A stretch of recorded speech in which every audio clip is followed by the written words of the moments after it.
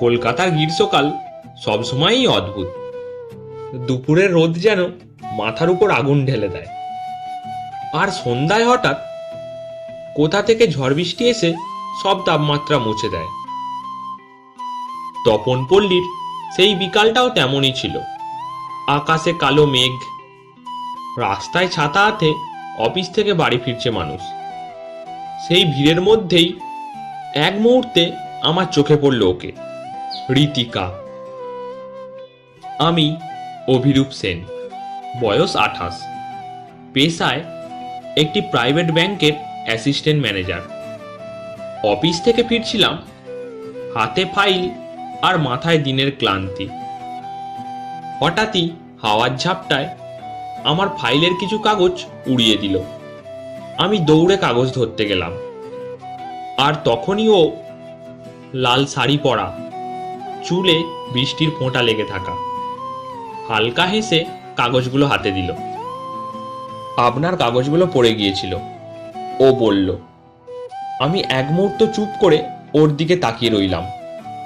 অচেনা হলেও চোখে এক অদ্ভুত উজ্জ্বলতা। ধন্যবাদ, আমি বললাম। আপনার নাম? ও একটু হেসে বলল, ঋতিকা।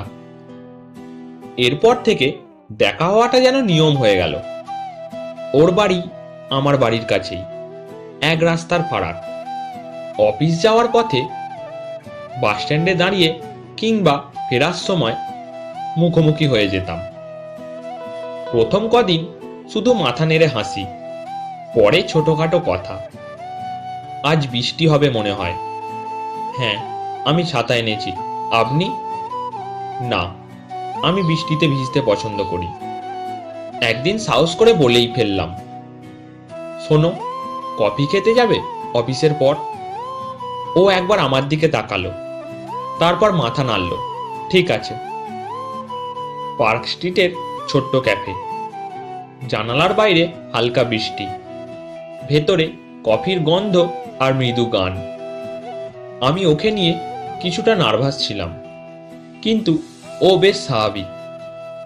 ওর পছন্দর কথা, পছন্দর গান, সিনেমা সব জানতে লাগলাম।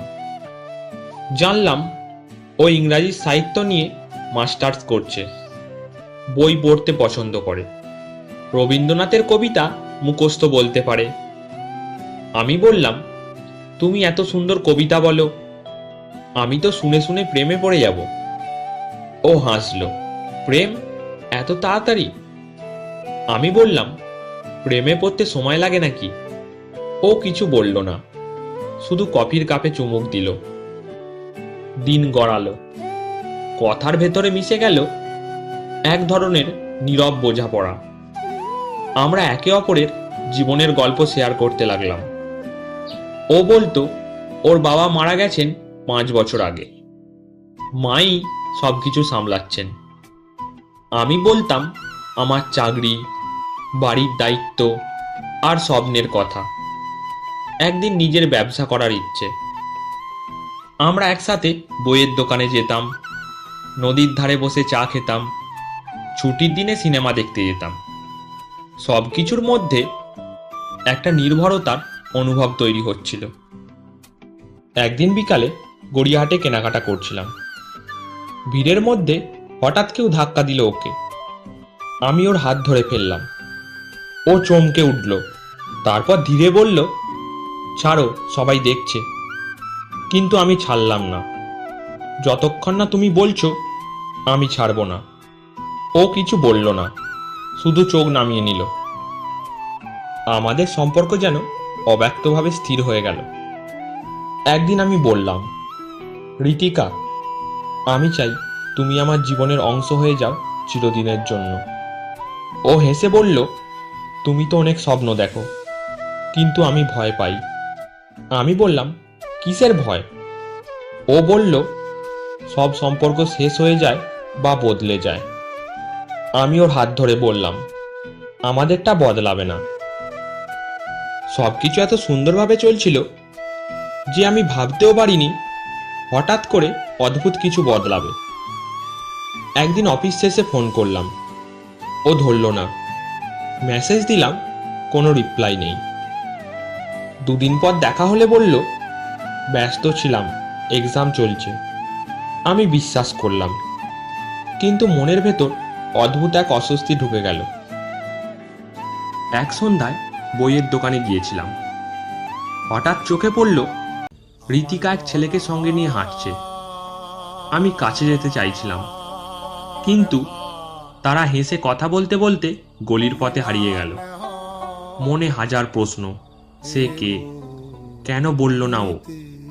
সেদিন রাতে ওকে ফোন করলাম, আজ তুমি কোথায় ছিলে? বাড়িতে, পড়ছিলাম। আমি চুপ করে রইলাম। মিথ্যা কেন? সেই দিন থেকে আমার মনটা আর আগের মতো নেই। ফোন ধরতে দেরি হলে কষ্ট হয়, উত্তর না দিলে রাগ হয়, কিন্তু মুখে কিছু বলি না। ভাবি হয়তো আমি ভুল দেখেছি, কিন্তু ভুল কি এত সহজে ভুলে যায়?